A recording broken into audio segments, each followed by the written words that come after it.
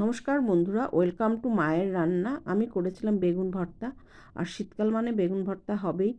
বেগুন ভর্তা করার জন্য আমি একটা মিডিয়াম সাইজের বেগুনকে ফালা করে তেল মেখে পুড়িয়ে নিয়েছি। আমি বেগুনটা ফালা করে নিয়েছিলাম কারণ ভেতরটা চেক করার জন্য পোকামাকড় আছে কি না। বেগুনটা ভালো মতো পোড়ানো হয়ে গেছে। এখানে আমি রসুন, কাঁচা লঙ্কা আর পেঁয়াজ কুচি করে কেটে নিয়েছি। আর এখানে আমি ধনেপাতা আর টমেটো কুচি করে কেটে নিয়েছি।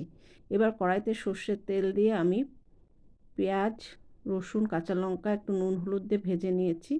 এবার আমি দিয়ে দেব টমেটো কুচি। টমেটো কুচি পেঁয়াজ, রসুন, কাঁচা লঙ্কার সাথে খুব ভালো করে একটু ভেজে নেব। আমি ধনেপাতাটা সবার শেষে দেব। বেগুন ভর্তা নামানোর ঠিক আগে ধনেপাতা দিয়ে নামিয়ে নেব।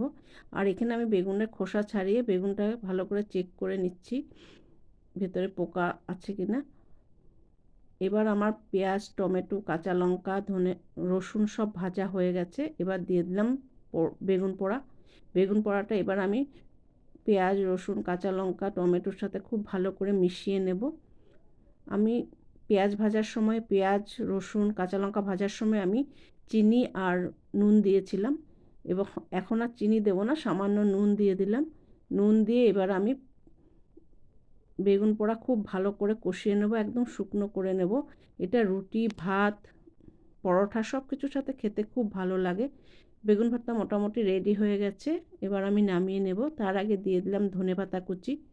ধনেপাতা বেগুন ভর্তার সাথে খেতে খুব ভালো লাগে। ধনেপাতা দিলে বেগুন ভর্তার স্বাদ অনেকটাই বেড়ে যায়। বেগুন ভর্তা একদম রেডি হয়ে গেছে। এবার আমি নামিয়ে নেব। আমার এই বেগুন ভর্তার রেসিপিটা আপনাদের কেমন লাগলো প্লিজ আমাকে কমেন্ট করে জানাবেন। ধন্যবাদ।